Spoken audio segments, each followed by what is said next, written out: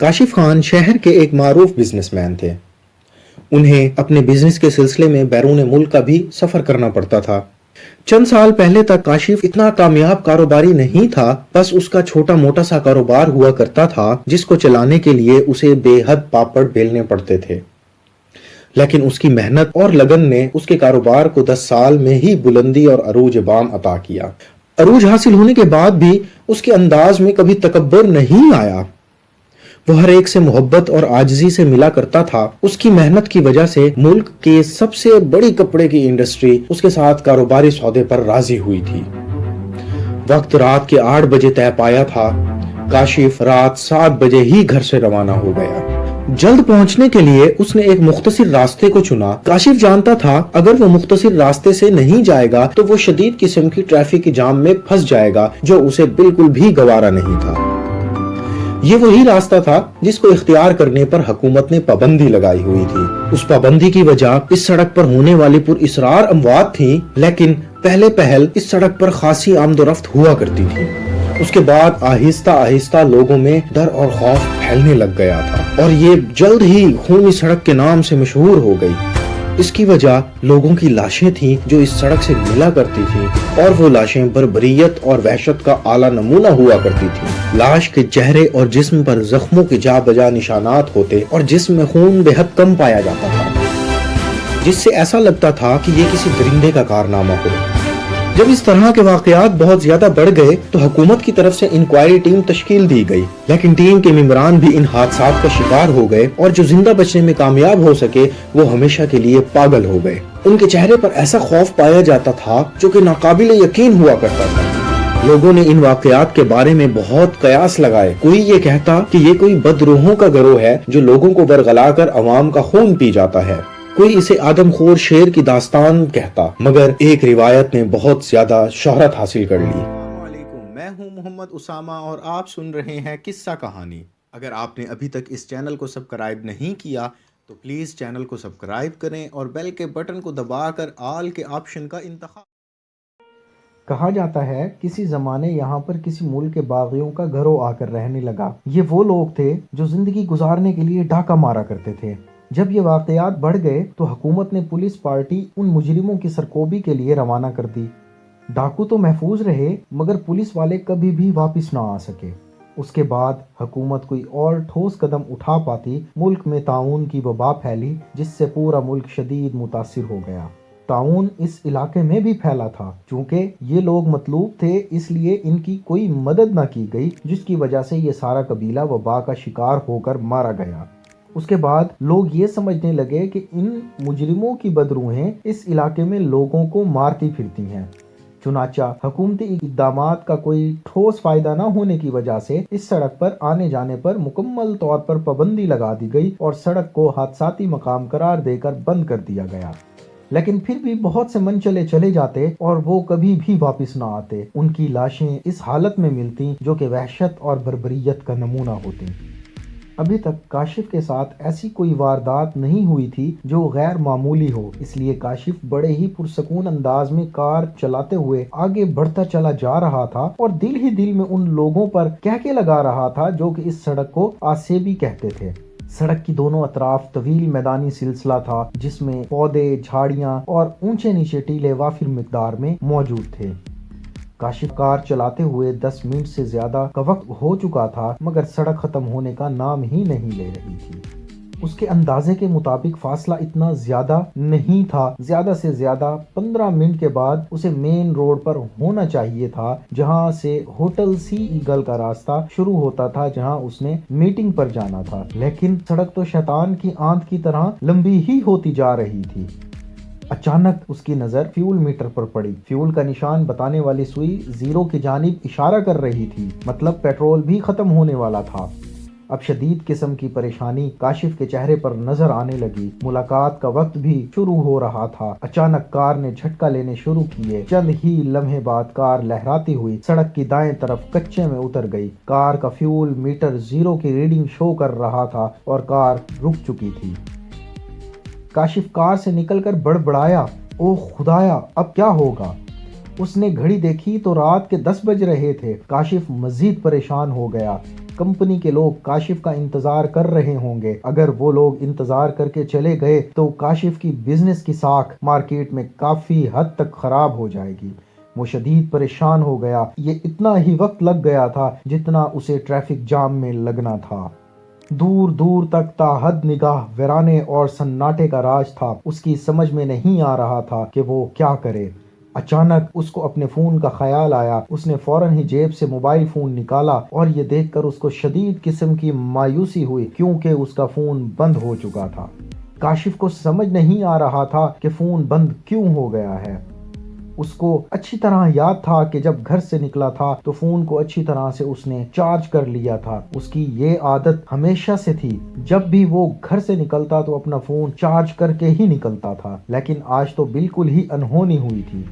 شدید سردی کا احساس بھی ستا رہا تھا، چنانچہ اس نے گاڑی میں بیٹھ کر کار کا ہیٹر آن کر لیا۔ کچھ ہی لمحے گزرے ہوں گے کہ کاشف ایک عجیب سی آواز سن کر چونک پڑا، جیسے کوئی پائل پہنے چھن چھن کرتا چلا آ رہا ہو۔ کاشف کار سے باہر نکل آیا۔ جیسے ہی وہ گاڑی سے باہر نکلا، دور دور تک گہرے سناٹے اور خاموشی کا راج تھا، لیکن پائل کی آواز برابر اس کے کانوں کو سنائی دے رہی تھی۔ خوف کا احساس اس کے دل میں سرایت کرنے لگا۔ ویرانے اور سناٹے میں پائل کی آواز اچھے خاصے لوگوں کا خون خشک کرنے کے لیے کافی تھی۔ کاشف کو وہ ساری پر اسرار کہانیاں یاد آنے لگیں جو کہ اس سڑک سے منسوب تھیں۔ وہ ادھر ادھر دیکھ ہی رہا تھا کہ اچانک اس کو دور سے روشنی اپنی طرف آتی نظر آئی۔ اس نے غور سے دیکھا تو کوئی انسان ہاتھ میں لالٹین لیے چلا آ رہا ہے۔ جیسے ہی وہ قریب آیا، یہ دیکھ کر وہ حیران ہو گیا، کیونکہ وہ ایک لڑکی تھی جو دیکھنے میں دیہاتی معلوم ہوتی تھی۔ اس لڑکی نے گھاگرا چولی زیب تن کر رکھا تھا جو کہ اکثر و بیشتر اس علاقے کے بنجارے پہنا کرتے تھے۔ اس لڑکی نے خالص دیہاتی لہجے میں کاشف کو مخاطب کیا، بابو کیا ہوا، گاڑی خراب ہو گئی ہے؟ کاشف نے جواب دیا، نہیں گاڑی تو ٹھیک ہے، مگر افسوس پیٹرول ختم ہو گیا ہے۔ کاشف نے مایوسی سے سر ہلاتے ہوئے کہا کہ بس اب انتظار ہے کوئی مدد آ جائے، مگر تم اس ویرانے میں کیسے؟ لڑکی مسکرا کر بولی، یہاں تھوڑی دور ایک بستی ہے جہاں ہمارا گھر ہے، ہم بھولے بھٹکے راہگیروں کی مدد کرتے ہیں۔ کاشف کہنے لگا، مگر میں نے تو سنا ہے یہاں کوئی آبادی نہیں ہے اور یہاں پر آمد و رفت کی پابندی ہے۔ لالٹین کی روشنی میں اس نے دیکھا کہ اس کی بات سن کر لڑکی کے چہرے پر ایک رنگ سا آ کر گزر گیا ہے، جیسے وہ یکدم گڑبڑا سی گئی ہو۔ دوسرے پل وہ مسکرا کر بولی، یہاں ایک ڈاکوؤں کا گروہ ہے جو عوام کو پریشان کرتا ہے، لوگوں سے لوٹ مار کرتا ہے۔ تم ہمارے گھر چلو، رات ہمارے گھر میں گزار لینا، صبح کوئی نہ کوئی گاڑی گزرے گی تو پھر پیٹرول کا بھی کچھ انتظام ہو جائے گا۔ کاشف نے دل میں سوچا کہ ساری رات یہاں گاڑی میں کالی کرنے سے بہتر ہے لڑکی کے ساتھ چلا جائے، صبح ہونے پر دیکھا جائے گا، کیونکہ ابھی دوسری کسی گاڑی کے گزرنے کے کوئی آثار بھی نہیں تھے۔ میٹنگ تو خراب ہو ہی گئی، چنانچہ کاشف اسبات میں سر ہلاتے ہوئے اس کے ساتھ چلا گیا۔ چلنے سے پہلے کار کے ڈیش بورڈ سے ٹارچ نکالنا نہیں بھولا۔ ڈیش بورڈ میں ہمیشہ ہی ایک ٹارچ موجود رہتی تھی تاکہ اگر کار میں کوئی چھوٹی موٹی خرابی ہو جائے تو ٹارچ کی روشنی کی مدد سے دور کی جا سکے۔ لڑکی آگے آگے چل رہی تھی اور کاشف اس کے پیچھے چل رہا تھا۔ ٹارچ کی روشنی میں کاشف نے لڑکی کے سراپے کو غور سے دیکھا۔ لڑکی بے حد حسین تھی اور اس کی چال بہت ہی دلکش تھی۔ چلتے ہوئے کاشف اور لڑکی میں سوال و جواب کا سلسلہ شروع ہوا۔ کاشف بس لڑکی کی دلکش چال کو دیکھتا چل رہا تھا۔ اسے اپنی کاروباری میٹنگ کے خراب ہونے کا بہت افسوس تھا، مگر اب کیا ہو سکتا تھا۔ تھوڑی دور چلنے کے بعد اس کو آبادی کے آثار نظر آئے۔ چاند کی روشنی میں مکانوں کے دھندلے سائے دیکھ کر اس کا حوصلہ بلند ہو گیا۔ آبادی دیکھ کر امید جاگ گئی کہ چلو رات کا کوئی انتظام ہو گیا، ورنہ پہلے اس کے دل و دماغ میں یہی تھا کہ لڑکی جھوٹ بول رہی ہے۔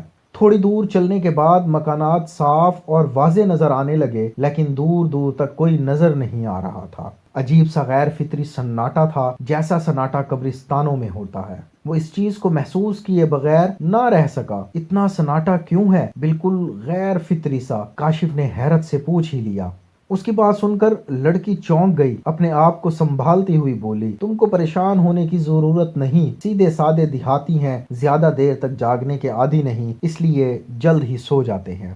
اس کا جواب کاشف کے پاس نہیں تھا، اس لیے کاشف خاموشی کے ساتھ چلتا رہا۔ اس نے سوچا جو ہوگا دیکھا جائے گا، ابھی فی الحال اس کے ساتھ چلا جائے۔ اس کے ذہن میں یہ خیال تھا کہ یہ لڑکی ضرور اس علاقے کے ڈاکوؤں کی ساتھی ہے، مگر اس نے خود کو حالات کے حوالے کر دینا ہی بہتر سمجھا، کیونکہ وہ ساری رات گاڑی میں تو نہیں رہ سکتا تھا۔ چنانچہ کاشف چپ چاپ اس کے ساتھ چلتا رہا۔ کچھ ہی لمحات کے بعد اچانک وہ اس کی جانب دیکھ کر گویا ہوا۔ کیا نام ہے تمہارا؟ لڑکی نے کہا، زاغونہ۔ نام بڑا ہی عجیب سا تھا، ایسا نام تو اس نے زندگی میں پہلی بار ہی سنا تھا۔ لڑکی کاشف کو مسلمان معلوم نہیں ہوتی تھی، مگر اس نے دل رکھنے کے لیے اس کے نام کی تعریف کرتے ہوئے کہا، بہت خوبصورت نام ہے تمہارا، جو کہ تم پر بہت جچ رہا ہے۔ اپنی تعریف پر کاشف نے اس کے ہونٹوں پر مسکراہٹ دیکھی جس میں احساس تفخر نمایاں تھا۔ اس کی مسکراہٹ کاشف کو کھوکھلی لگی، بالکل ہی غیر فطری سی۔ زندگی کے ہر احساس سے عاری کاشف کوشش کے باوجود بھی اس میں زندگی تلاش نہ کر سکا۔ اچانک لڑکی نے مسکرا کر کاشف کو مخاطب کیا، تم مجھے ہم پرست انسان معلوم ہوتے ہو۔ اگر بستی میں سناٹا ہے، اس میں غیر فطری پن کہاں سے گھس آیا؟ یہ اس لڑکی کا جواب تھا۔ لڑکی عجیب سے انداز میں مسکرا رہی تھی۔ جس انداز میں وہ مسکرائی، اس کو دیکھ کر پھر کسی گڑبڑ کا احساس ہونے لگا تھا۔ اس کو ایسا لگ رہا تھا کہ اس کے ارد گرد کوئی اندیکھا جال سا ہے جس میں وہ پھنس رہا ہے۔ کچھ دور چلنے کے بعد چاند کی روشنی میں کاشف کو پتھر کا ایک مجسمہ نصب نظر آیا۔ پتھر کے اس مجسمے کو دیکھ کر وہ حیران ہوئے بغیر نہ رہ سکا۔ یہ ایک عجیب سا مجسمہ تھا جس کو وہ کوئی نام نہ دے سکا۔ ٹارچ کی روشنی میں اس نے دیکھا کہ یہ مجسمہ کسی عورت کا تھا جس کے خد و خال نہایت خوبصورت تھے۔ عجیب بات یہ تھی کہ اس مجسمے کو دیکھ کر کاشف کے اندر ایک سرد لہر سی دوڑتی محسوس ہوئی تھی۔ اس مجسمے کو دیکھ کر کسی ریاست کے حکمران کا گمان ہوتا تھا۔ کاشف نے زاغونہ سے سوال کیا، یہ کس کا مجسمہ ہے؟ زاغونہ بولی، یہ ہماری دیوی رامونا ہے، ہم اس کی پوجا کرتے ہیں، یہی ہے جو ہم کو موت کے بعد زندگی دے گی۔ زاغونہ نے عقیدت مندانہ انداز میں جواب دیا۔ کاشف اس کے شرکیہ خیالات سن کر کانپ کر رہ گیا کہ زاغونہ نے پتھر کے مجسمہ سے اپنی تمام تر امیدیں وابستہ کر لی تھی، حالانکہ امیدوں کا محور صرف اور صرف ذات واحد ہی ہونی چاہیے۔ کچھ ہی دیر کے بعد وہ بستی کے اندر داخل ہو گئے۔ بستی کے اندر مزید حیرتوں کا سامنا کرنا پڑا۔ اس بستی کو دیکھ کر ایسا لگتا تھا کہ وہ کسی دفن شدہ شہر میں آ گیا ہو۔ یوں لگتا تھا کہ یہ بستی آثار قدیمہ کی دریافت ہو۔ کوئی بھی مکان سالم حالت میں نہیں تھا، سب ٹوٹ پھوٹ چکے تھے۔ اکثریت ایسے مکانوں کی تھی جو کہ کھنڈر معلوم ہوتے تھے، اور اگر مضبوط اعصاب کا مالک نہ ہوتا تو شاید بے ہوش ہو کر گر جاتا۔ رات کے اندھیرے میں لالٹین کی روشنی میں ایک پر اسرار لڑکی کاشف کو ایسی بستی میں لے آئی تھی جو کہ زیادہ تر اجاڑ اور ویران معلوم ہوتی تھی۔ اب تو وہ ساری پر اسرار کہانیاں یاد آنے لگی تھیں جو اس سڑک سے منسوب تھیں۔ ایک سرد سی لہر اس کو اپنے جسم میں دوڑتی محسوس ہوئی تھی۔ کاشف نے سوچا، جو بھی ہوگا دیکھا جائے گا۔ اس نے اپنے آپ کو حالات کا مقابلہ کرنے کے لیے تیار کر لیا۔ وہ دونوں آگے پیچھے چلتے ہوئے ایک ایسے مکان میں داخل ہوئے جو کہ دوسرے مکانوں کی طرح اجاڑ، ویران اور کھنڈر سا بنا ہوا تھا۔ لڑکی اس کو لے کر ایک ایسے کمرے میں پہنچی جہاں دیواروں پر انرجی سیور کی جگہ بڑی بڑی موم بتیاں روشن تھیں، جو دیکھنے میں بڑا ہی پر اسرار تاثر پیش کر رہی تھیں۔ ان روشن موم بتیوں کو دیکھ کر کاشف نے اپنے جسم میں لرزش محسوس کی۔ نہ جانے کیوں اسے یہ سارا ماحول آسیبی سا لگ رہا تھا۔ کمرے کی دیواریں سیاہ تھیں۔ بائیں طرف والی دیوار کے ساتھ ایک چارپائی کے اوپر ایک پرانا سا گدا بچھا ہوا تھا۔ دیوار کی دوسری طرف ایک کائی زدہ مٹکا اور ایک گلاس موجود تھا، لیکن کمرے میں کسی طرح کے پنکھے کا کوئی بھی وجود نہ تھا۔ کاشف بہت ہی حیرت انگیز تھا، کیا اس گھر میں تمہارے علاوہ کوئی نہیں رہتا؟ کاشف نے حیرانی سے پوچھ ہی لیا۔ لڑکی نے جواب دیا، نہیں، تم فکر مت کرو، یہاں پر کوئی بھی نہیں رہتا۔ پھر کاشف نے پوچھا، کیا بستی کے دوسرے لوگ تمہارے گھر کسی اجنبی مرد کی موجودگی پر اعتراض تو نہیں کریں گے؟